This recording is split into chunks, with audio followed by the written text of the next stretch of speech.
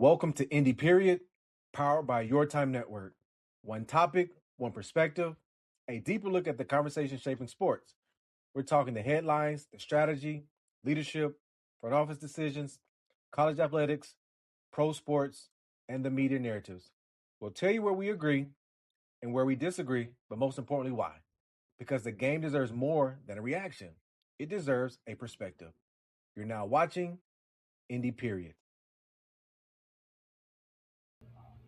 Welcome to the Your Time Network as we talk all the issues about Tennessee State University football, Middle Tennessee sports, and HBCU climate. Today we're in Indy Period. This is our opportunity for each of the hosts to get a chance to talk about a subject that's near and dear to their heart and research and also connect resources that we're found to support the information that we're given today. So before we get deep in the show, make sure you go to Your Time Network, like and subscribe. We're just some volunteer guys that have a deep passion for Tennessee State University and helping trying to push the university forward. So today, we're going to talk about basically the climate of the new college football landscape, and that's NIL and also profit sharing. So today we're going to be asking the question every Tennessee State fans, constituents, stakeholders should be asking, or every FCS athletic department should be doing right now. In the new college landscape, can Tennessee State compete, survive, or thrive? We're going to get deep down into all the information that's out here supporting it. We're all Tiger fans and hoping for the best. This is year 2 for Coach Barlow, and he has a lot of momentum when it comes to getting his coaching staff, also some recruitment. The big thing is, and it's always been a big thing at Tennessee State University, will we have the financial support and resources to be able to move this program forward? Because now it's basically pay for play in NCAA football. Welcome to Your Time Network, your home for both sports, culture, and inspiration. Catch the excitement with Upper Radio Show, where we bring the energy of TSU sports to life. Dive deeper with Legends Unleashed, the intimate stories from the icons and trailblazers in sports. And join Indy Period, where we go one-to-one and we slow down, break down the biggest sports media conversations, and bring you a fresh perspective. Subscribe now and make your time count. So I want you to know that this is not a personal thing. This is a professional thing that we've all developed and are all concerned about. And we're going to have the conversation and talk deep into it. So let's move forward. Let's go. So set the stakes for FCS football. At the FCS level, we can't have the funding and the resources of the Power 4 schools. So we have to figure out ways to recruit and retain our talent. The big thing now is, how do we get the talent onto 3500 John A. Merritt Boulevard? Yes, our history is rich. Yes, we are a multi-time championship program. But as of late, there's been some struggles. The struggle is that the landscape has changed. The pay-for-play era is here. And even more than that, it's now time for revenue sharing. So Tennessee State is still located in the OVC conference. And historically, the OVC conference has not brought a lot of attention on Saturday when it comes to attendance. So the schools that have thrived in the OVC have found different ways to get support from the community and from their sponsors and donors to move these programs forward. If you look at the landscape now of the OVC, it doesn't look like the old OVC that Tennessee State joined years ago or decades ago. The Blue Bloods have left. Tennessee Tech was the latest to leave and has had a very, very strong run down in Cookeville with the support of a strong NIL platform and a big, big community support, not just on Saturday, but when it comes to the private sector and business. Some kind of way, the folks in Cookeville have been able to basically fund the program when not having a lot of people in the stands on Saturday. Now, moving forward, Tennessee State is now the only blue blood left other than UT Martin in the OVC conference. But even they have had success with getting support from the community. They've been able to win championships. Their coach, Coach Simpson, I'm pretty sure is leveraging some of his success of his son who was the former quarterback at Alabama last year, who was the 15th round draft pick for the Rams. Excuse me, first round draft pick for the Rams. That being said, all type of business opportunities, whether professional or personal, are on the table now. Name, image, and likeness for small business owners is a way to connect to college football. But now the athletic programs themselves are in charge of paying their players with revenue sharing. Just last week, we saw that Tennessee State University, who just recently got their season ticket packages out to their donors, their constituents, and stakeholders, announced an extra $5 fee for season ticket sales. We just consider that, or we just assume that's for revenue sharing. You know, the thing that we're asked about in this question, and the thing that we constantly ask about this, ask from our administration, is clarity. We need to know what's going on. We need to know what the budget looks like. We need to know the shortcomings or any shortcomings they may have to keep the team from being successful on Saturdays. That's been a challenge. What I'm talking about with revenue sharing is you'll see in this bullet point number one, the House settlement changed the game. Athletes can now receive benefits beyond scholarships, and NIL direct compensation are now part of the new college sports economy. So, man, that's a pay-for-play situation in my book. If I can share revenue, that means I got to create revenue. And the revenue ceiling, the revenue sharing is real, but it's not a ceiling. You know, schools that opt in can compensate athletes directly. First year school cap is generally discussed around 20.5 million. For FCS program, that number ceiling is not a target. So the sky's the limit for programs who can get it right. For programs like Tennessee State, who sits in a very valuable area in Nashville, Tennessee, where the economy is thriving on its own and businesses are clamoring to come in the city to be a part of the Nashville it craze. It's an awesome opportunity. As we move forward in having this conversation, it's time for all of us to collectively to say, hey, what do we want our program look like? And if you're a viewer of our show, you know my saying, give the program back to the people. This is a great time for the athletic department and the athletic director and the school and the university and all their leaders to tap into the Tennessee State Big Blue market.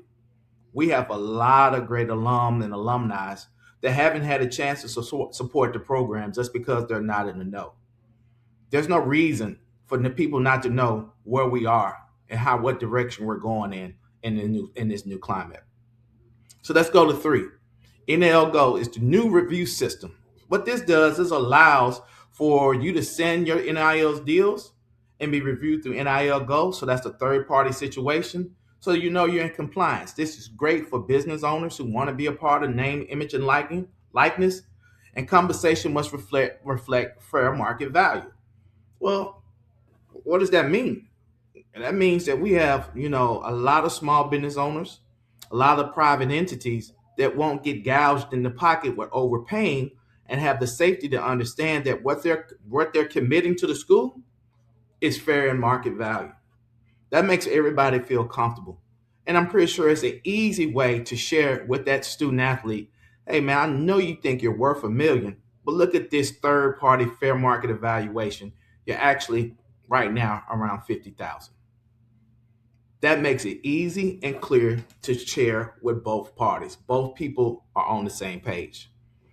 Number 4, non-clear deals create risk. Athletes can revise and cancel or appeal deals that are not clear.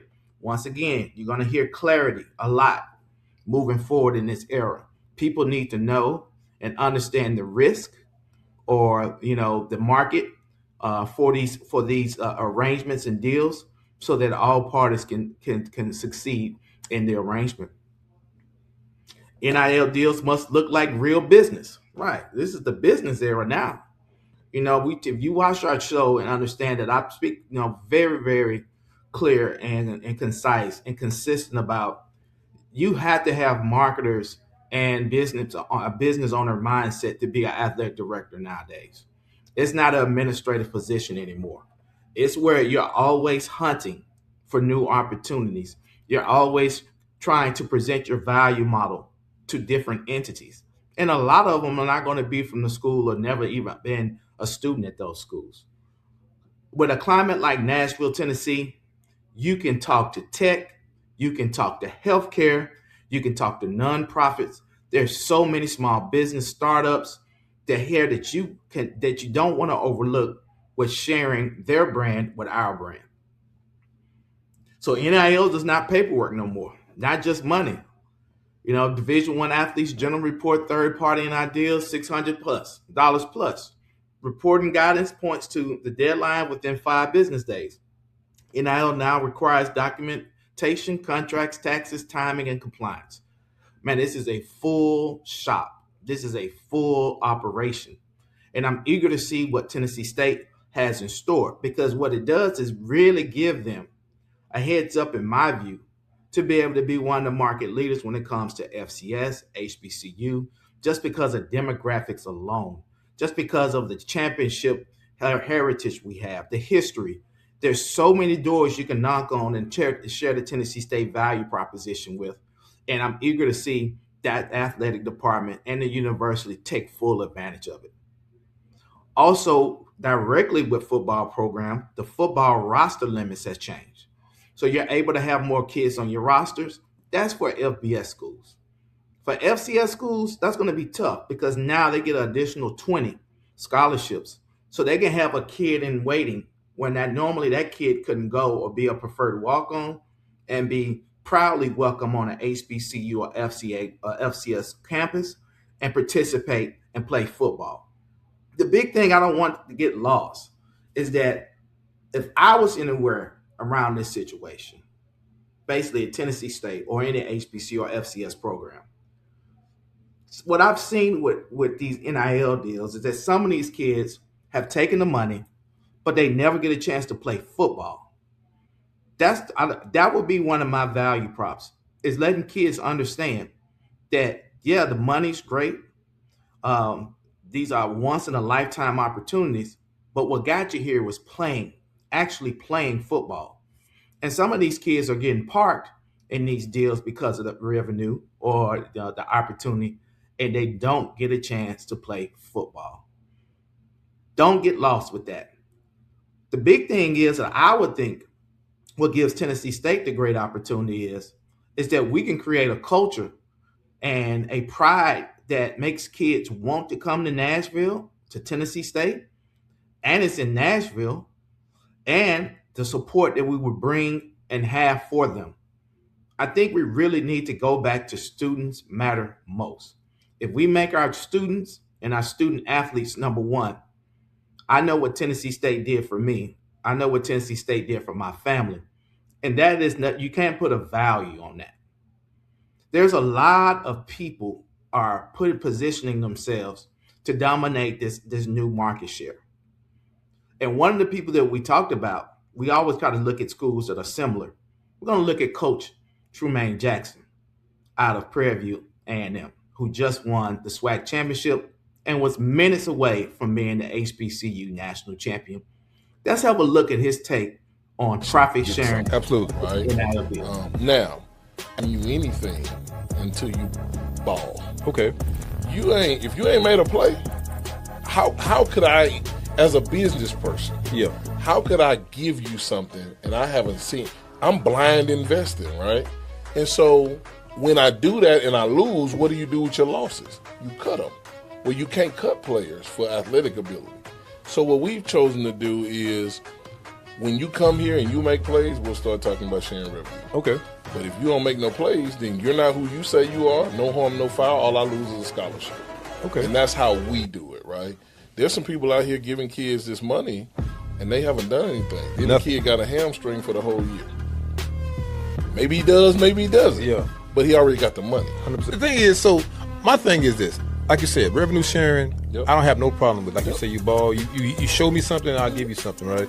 But the thing is, and I was talking to one of my counselor buddies. She does the counseling for athletes, and she was asking me about these different schools and is it beneficial to counsel, these kids when it comes to athletics. I said, well, in the next coming years, I said with this NIL, with this revenue sharing, with this collective, and this money that's given like this, I said a lot of these kids are not going to make it.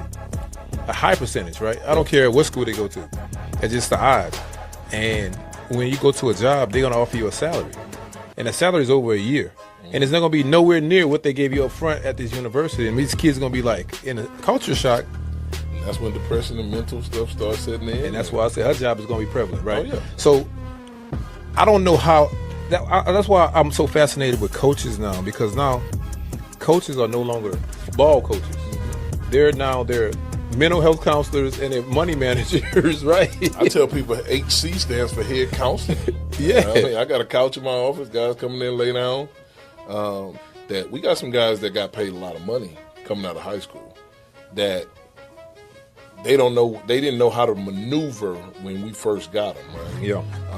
Where my disappointment comes is with some of the parents. The money never really gets to the player in some situations. Right. It goes straight to the parent. person, to the older person that wants to retire. Money, I think if we did this the right way, we would put the money up so when they graduate, they can get it. 100%. And then at least now we've set them off on the right track, right? Let them struggle a little bit in college. They need to learn how to do that. So yeah, that was just a take of one of the HBCU coaches that are already mastering and game planning the new climate in college football. But of course, the big question is, what does Tennessee State have in place? And that's discussed the initiative that was launched by Dr. Mickey Allen, a couple of years back called Tigers Forward.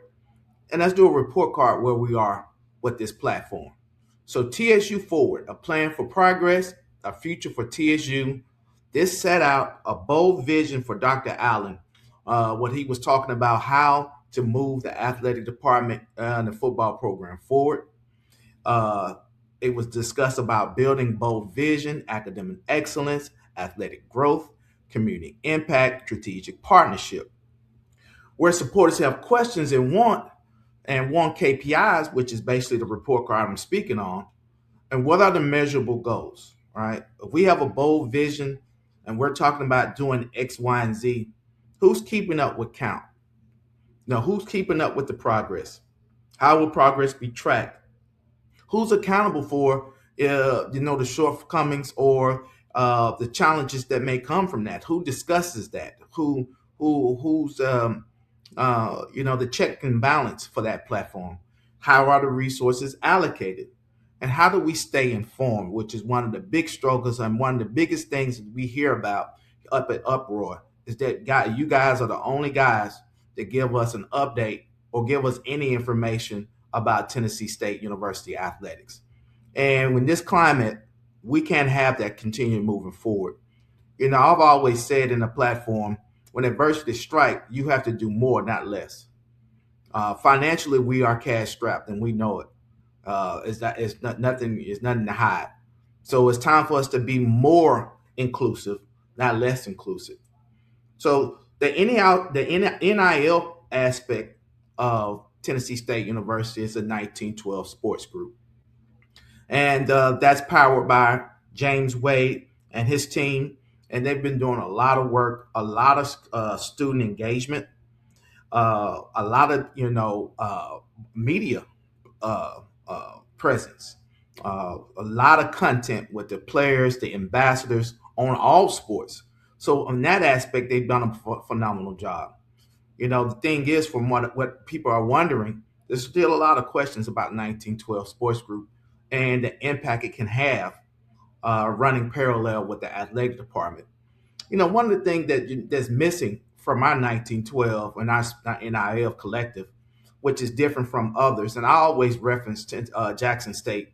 I pay close attention to them. It's the 1400 Club is their NIL sport collective. And they do a lot of joint ventures with the Jackson State's athletic department. They do a lot of things with the athletic director. They do a lot of things with the coaching staff. And that's what you don't see here in Nashville. You don't see a lot of collaborative efforts with the 1912, which is the sports collective, You don't see a lot of that with the Tiger Den group.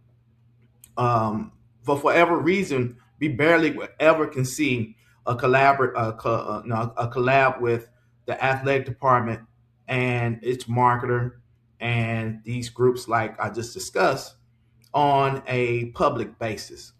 Definitely need more of that.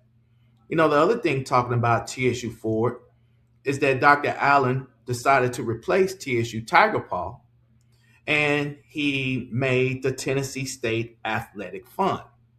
Now, that was an opportunity for you to directly give to the athletic department for support, for donors and resource. The thing is, I didn't think he really understood what the Tiger Paw situation was. Tiger Paw was already inside of the foundation. It was already earmarked for football. And it allowed Coach Rod Reed, who basically created that situation, an opportunity to use his personal contacts, some of his professional contacts to help supplement Tennessee State football. It also managed and controlled the two fundraisers for the football program, which was the kickoff luncheon and the golf tournament. Unfortunately, when the Tiger Athletic Fund, Tennessee State University Athletic Fund, took over the situation, you saw both of those fundraising events deteriorate or not even exist. And so my question is, as we're asking, can we survive or thrive? If we already know we have fundraising issues, and we also know that we have, a small enrollment, we know our attendance on Saturday is not where it want it to be. If we're not hosting fundraisers, then how do we fundraise? And that's a big question that we have. We just had Mr. Tucker, President Tucker, discuss on April 27th. He had a Zoom meeting with the alumni, speaking about how he's trying to collab and put all the alumni associations underneath one umbrella under the foundation, which is understandable. Most definitely, we're going to have to increase the yield if we want to be marketable or attractive to private entities and folks that are not Tennessee State folks. We're going to have to bring that yield up, because the question would be, why would we give if your own people don't? But the question was, from that meeting, it was almost a victory lap for President Tucker. And he's doing a great job. He has a very comprehensive team. They seem coherent about, the situation, are not delusional. But I just think they're missing on one big thing, is that I don't see a model where Tennessee State can get back to, 9,000, 10,000 students without a strong and positive and productive and successful athletic department. President Dr. Walter Davis, that was his landmark. That was his model. He wanted to dominate in athletics. That's why he went and got Coach Temple and Coach Merritt, and the other great coaches that were here, because he understood that the true promoter of promoters of the university and academia was his athletics program. And you've seen it throughout the decades. You just saw it here recently with Coach Primetime, Coach Sanders out in Colorado. Colorado had basically fell off the map, but it was still a very strong and vibrant academia school.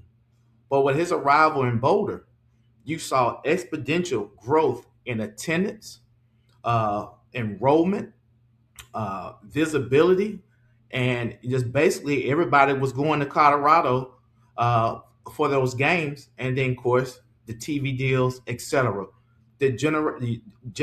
What Coach Prime did was generate a whole marketing platform for University of Colorado, not only for athletics, but academia.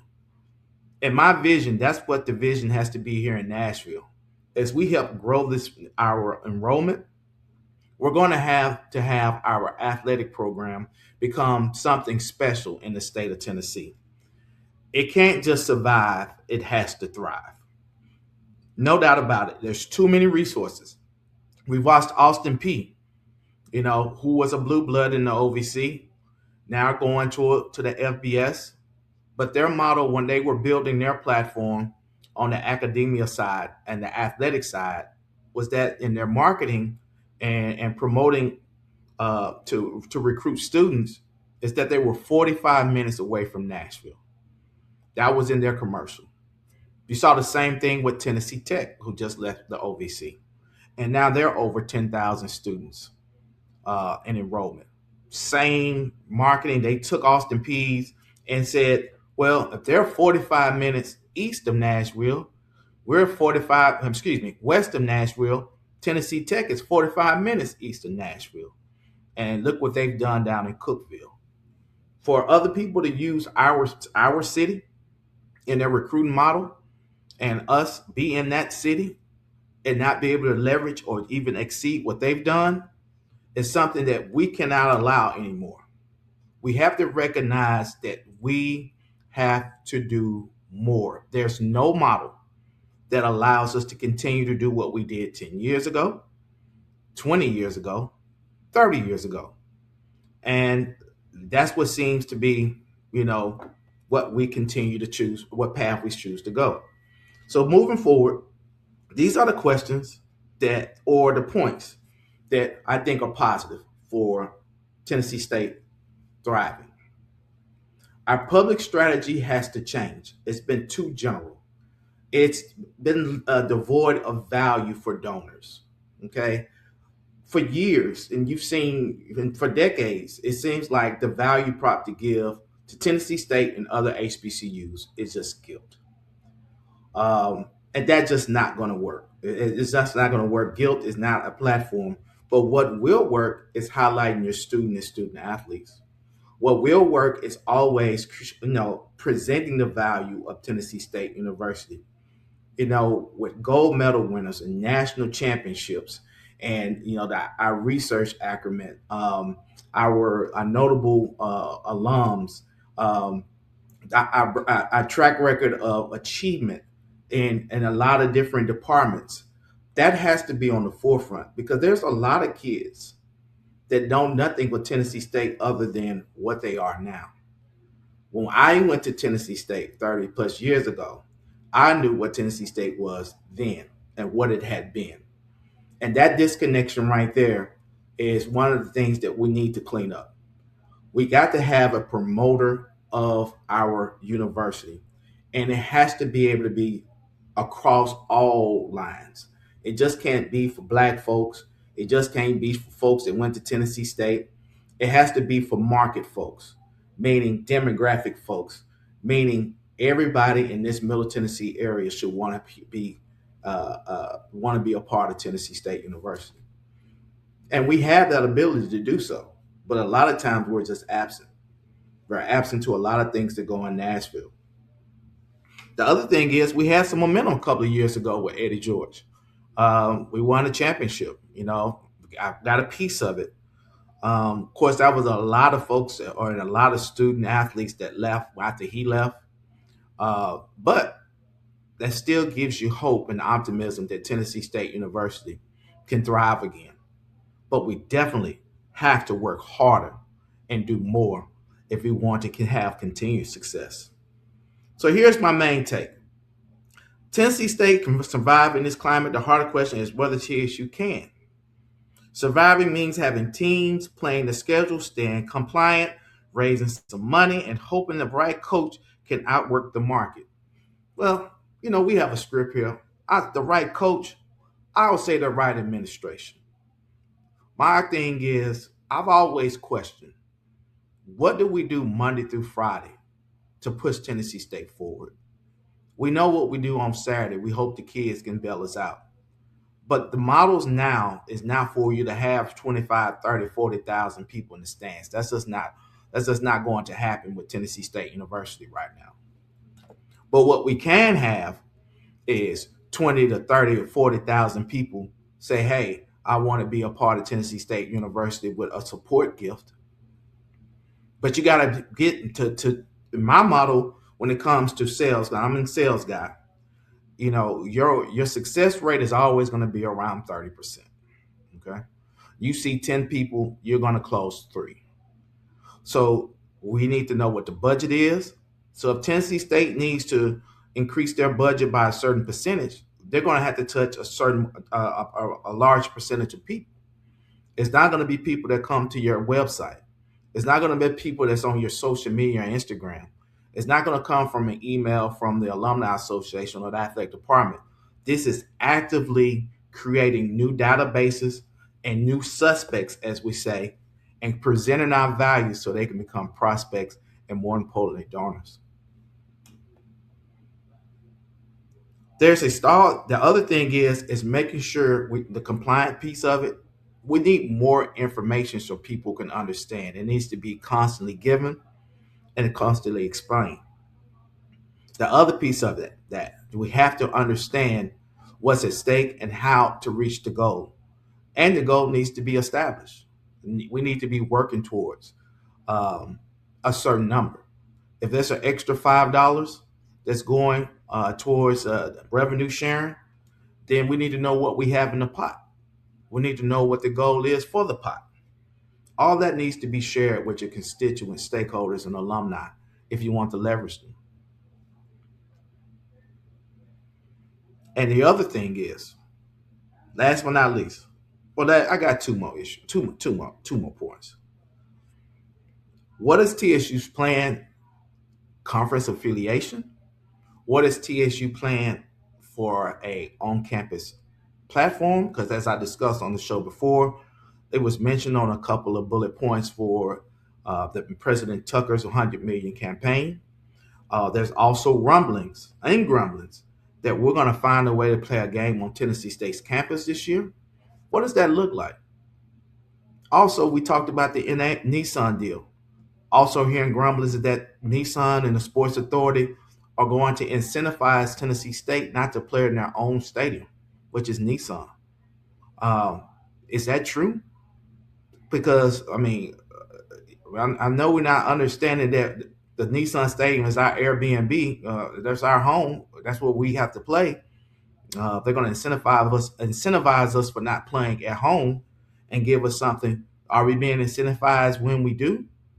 Or when somebody like, Bruno Mars was there the other night, did we get incentivized there? Still a lot of question marks with the Nissan deal that needs to be brought to the forefront to the people. That needs to be discussed. Does Tennessee State current athletic department have the capacity to reach the new responsibilities for athletic departments? Are they currently staffed to be able to have these NIL check marks and this new revenue sharing life that's here? Do they have people on the way? Are they even understanding what's going on? You just need more information from that department to know. So that being said, by ending this segment of Indy Period, Tennessee State football can survive may answer this. Survival is possible with discipline. Thriving requires execution. The rules are different now. The NIL is more regulated. Revenue sharing is real. The transfer portal moves fast. FCS budgets are tight. HBCUs are still asked to compete in systems that they did not design. But TSU is not starting from nothing. It has a football history. It has Nashville. It has an indoor facility most FCS programs don't have. It has a visible NIL collective in 1912 group. It has a fundraising platform, which is a Tennessee State Athletic Fund. It has a recent proof from the 2024 championship, and it has a coach who understands HBCU and professional football in Coach Reggie Barlow. Now the challenge is to connect all of that. Not slogans, systems. Not just pride, process. Not just history, execution. That's how Tennessee State football moves forward, surviving to thrive. Moves forward from striving to thriving. As always, this is Derek Fleming, aka D Flam. Go Big Blue.